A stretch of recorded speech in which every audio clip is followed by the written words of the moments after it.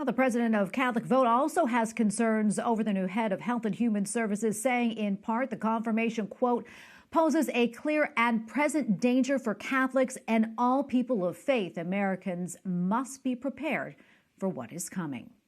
Joining us now is Vince Coglianese, Editorial Director for the Daily Caller. Vince, thank you so much for joining us. Great to see you. I want to start off by getting your take on Becerra's confirmation to lead the Department of Health and Human Services. Well, this is the tightest confirmation yet. Such a narrow vote to install Joe Biden's HHS nominee to now be the Secretary of HHS. Remember, this is the biggest federal agency in terms of spending. It's got a tremendous amount of money and a tremendous number of missions. One of them, of course, is the coronavirus pandemic right now. But ultimately, the goal of HHS is to be life-saving, life-giving. And a lot of pro-life Republicans, certainly, and maybe quietly some pro-life Democrats, have had concerns about the idea of, hey, Xavier Becerra becoming the HHS secretary because he spent so much of his career advancing the cause of death, advancing the cause of abortion. And in particular, the cases that he's been involved in really leap off the page. You went through some of them, including the fact that he went after the Little Sisters of the Poor. He attempted to force them to provide contraceptions to a bunch of nuns, also abortion-providing drugs to a bunch of nuns.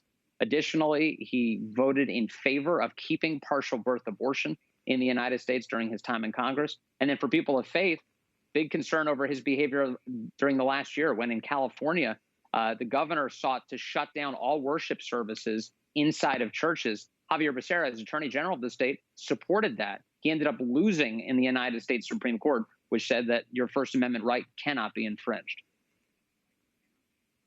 Yeah, Vince, a lot of concern there, and just rightfully so. What do you think comes next for the pro-life movement and those who advocate for religious freedom as far as Becerra is concerned?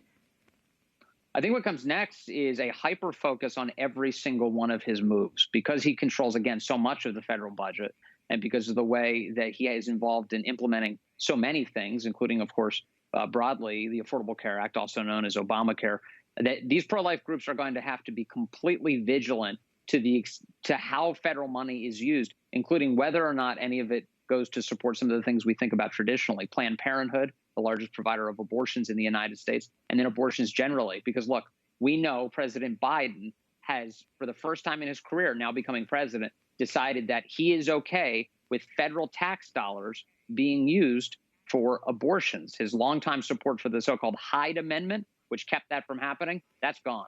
He's decided that federal tax dollars can go towards abortions.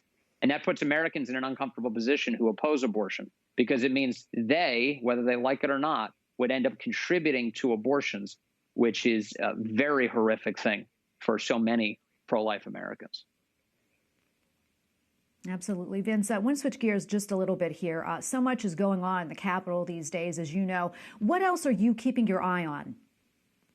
This immigration battle is remarkable that's playing out right now. You've got a White House that is refusing to admit that an ongoing border crisis is indeed a border crisis. They regularly argue semantics. They don't want to call it a crisis. They want to call it a challenge. But the reality is they just sent the federal disaster agency, FEMA, down to the southern border this past weekend. You don't send FEMA unless it's a disaster. This one, according to people who are crossing the border, according to people who watch this really closely, is a man-made disaster because President Biden's immigration policies are seen as so welcoming by Central American migrants that now we have a rush on our southern border. The Biden administration clearly knows it's a problem because they've begun telling their own federal law enforcement agencies not to cooperate with the media, not to provide any information unless that information is channeled through Washington. This is a fraught moment, both politically and just for the country, when we have an out-of-control southern border at the moment. It's not good for anybody. Well, we're going to leave it right there. Thank you so much, Vince. Always great having you on. Vince Coglianese, Editorial Director for the Daily Caller. Thanks again. Thanks so much.